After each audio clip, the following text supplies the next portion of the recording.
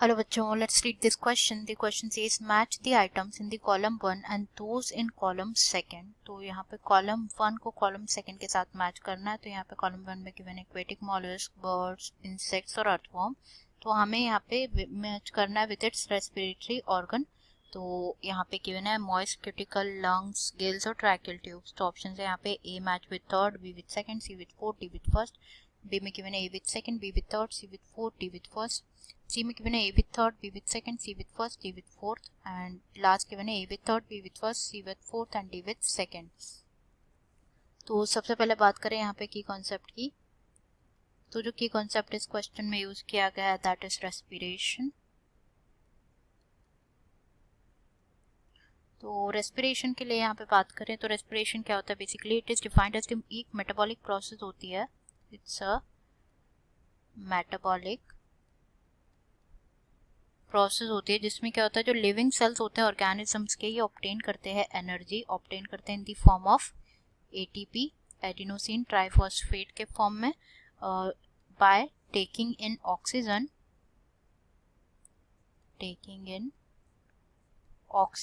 And liberating carbon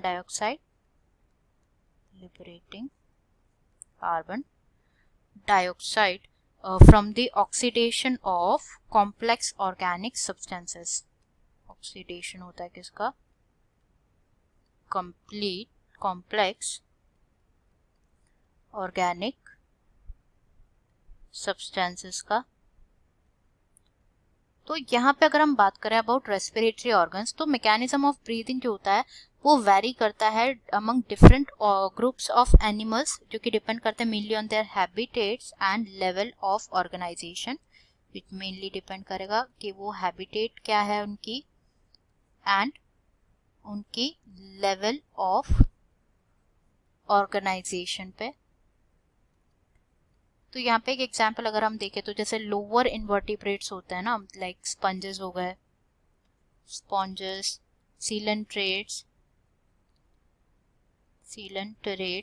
और flat worms जो होते हैं, फ्लैट वर्म्स एटसेट्रा, ये करते हैं they exchange the oxygen and carbon dioxide. जो एक्सचेंज ऑफ गैसेज होता है it takes place by simple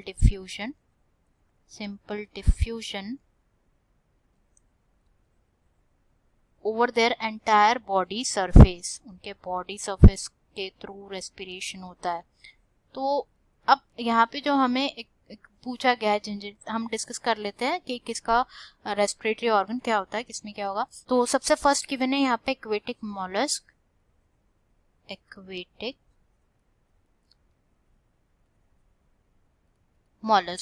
तो जो एक्वेटिक मॉलस्क होते हैं इनके पास स्पेशल वेस्कुलराइज स्ट्रक्चर होते हैं. They have special vascularised structure जिसे क्या कहा जाता है, गिल्स, और ब्रोंकियल रेस्पिरेशन होता है इनमें, ब्रोंकियल रेस्पिरेशन. तो अब हम चेक कर लेते हैं जो एक्वेटिक मॉलस्क है ये किसके साथ मैच हो रहा है. ए मैच होगा with the third that is gills.